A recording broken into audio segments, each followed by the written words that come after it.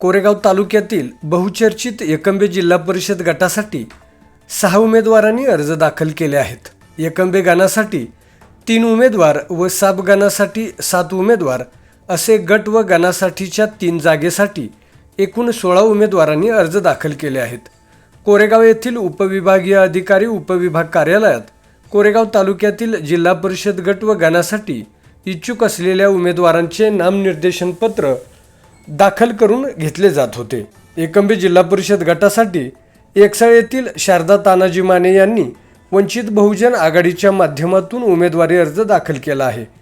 यासह शिवसेना व भाजपा पक्षातून प्रत्येकी 1 असे 2 उमेदवारी अर्ज एकसाळ येथील सुनीता जवाहरलाल भोसले यांनी दाखल केले आहेत। एकसाळ येथील राजश्री दयानंद भोसले यांनी अपक्ष व राष्ट्रवादी काँग्रेस पार्टी असे 2 उमेदवारी अर्ज दाखल केले असून अपशिंगे येथील सुनीता संतोष भोसले यांनी अपक्ष उमेदवारी अर्ज दाखल केला आहे।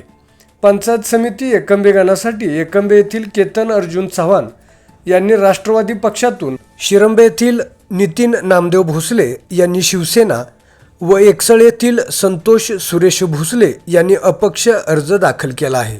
पंचायत समिती साप गणातून सर्वाधिक 7 उमेदवारांनी अर्ज दाखल केले आहेत।